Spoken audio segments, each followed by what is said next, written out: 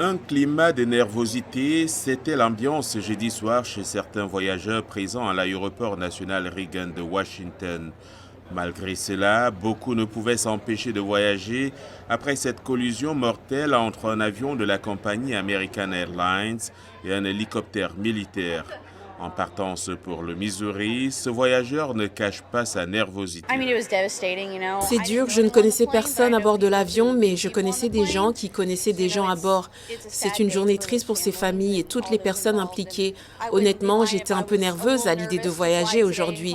Mais bon, il faut avoir confiance aux pilotes et à l'aéroport. Ils ne vous laisseraient pas voler si ce n'était pas sûr.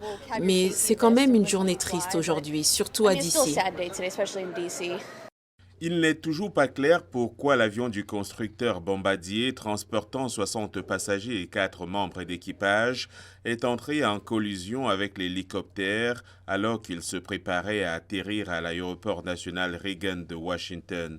Bien que rassuré par la sécurité des voyages par avion, cet autre voyageur ne cache pas ses inquiétudes. Les accidents arrivent, ils n'arrivent pas si souvent. C'est vraiment sûr de voler. C'est juste horrible quand des erreurs se produisent et que des gens meurent. Si la peur semble animer certains voyageurs, il y en a qui restent sereins. Je suis toujours prête à prendre l'avion aujourd'hui. Si je ne me sentais pas à l'aise, j'aurais annulé mon vol et je serais restée chez moi ou je serais allée travailler. Mais je suis en route pour Tampa et je me sens très à l'aise en ce qui concerne la sécurité. Je me sens en sécurité, oui. Je veux dire, c'est très malheureux, mais je pense que tout ira bien.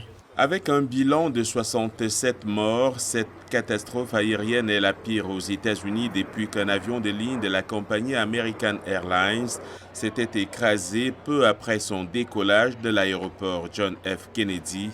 C'était à New York en novembre 2001.